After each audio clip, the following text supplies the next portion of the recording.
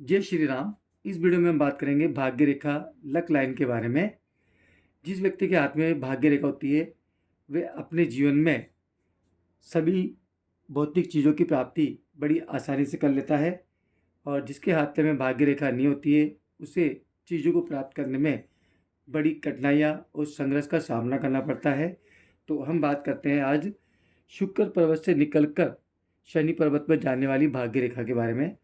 ये शुक्र पर्वत है, यहाँ से निकलकर भाग्य रेखा शनि पर्वत तक जाती है तो ऐसा व्यक्ति अपने जीवन में सभी भौतिक सफलताओं की प्राप्ति कर लेता है, लेकिन उसे इन सफलताओं को प्राप्त करने में किसी का सहयोग प्राप्त नहीं होता, ना ही उसके सभी सगे संबंधियों का और ना ही मित्रों का। नेक्स्ट हम बात करते हैं जीवन रेखा से निकलकर यदि भाग्य रेखा शनि पर्वत तक जाती है तो ऐसे व्यक्ति का प्रारंभिक जीवन कठिनाइयों और संघर्ष से भरा हुआ रहता है, लेकिन अंत में उसे अपने लक्ष्य की प्राप्ति हो जाती है। नेक्स्ट बात करते हम यदि भाग्य रेखा कलाई से निकलकर शनि पर्वत तक जाती है तो ऐसा व्यक्ति अत्यंत भाग्यशाली होता है और उसे अपने जीवन में धन, मान सम्मान और यश की अच्छी प्राप्ति होती है। नेक्स्ट बात करते हैं हम चंद्र पर्वत की। यदि भाग्य रेखा इस प्रकार चंद्र पर्वत से निकलकर शनि पर्वत तक जाती है तो ऐसे व्यक्ति का भाग्य किसी विपरीत योनि के व्यक्ति के द्वारा बनता है, जैसे महिला है तो पुरुष के द्वारा और पुरुष है तो महिला के द्वारा।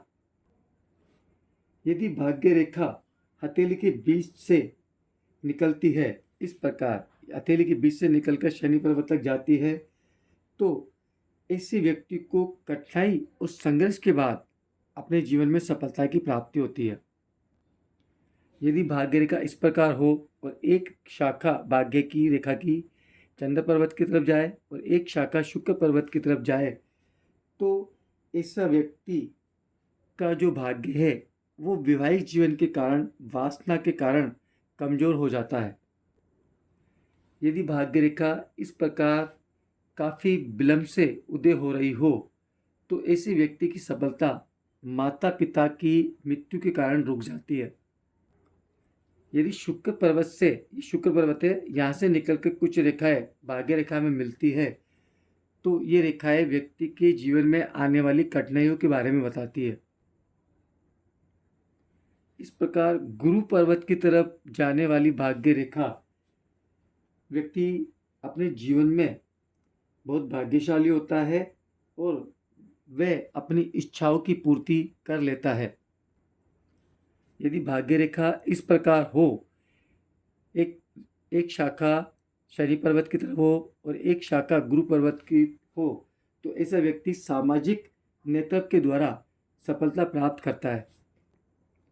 यदि भाग्य रेखा इस प्रकार 3 शाखा वाली हो, एक शाखा सूर्य पर्वत पर यहाँ पर आती हो और एक शाखा गुरु पर्वत पर जाती हो, इस प्रकार ये गुरु पर्वत है और ये सूर्य पर्वत, तो ऐसा व्यक्ति बहुत ही भाग्यशाली होता है और वह अपने जीवन में सभी प्रकार की सुखों की प्राप्ति कर लेता है।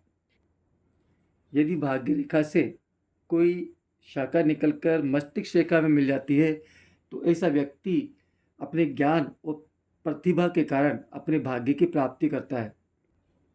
यदि भाग्य रेखा इस प्रकार 2 हो तो ऐसा व्यक्ति दोहरी सफलता प्राप्त करता है, उसे 2 माध्यम से धन की प्राप्ति होती है।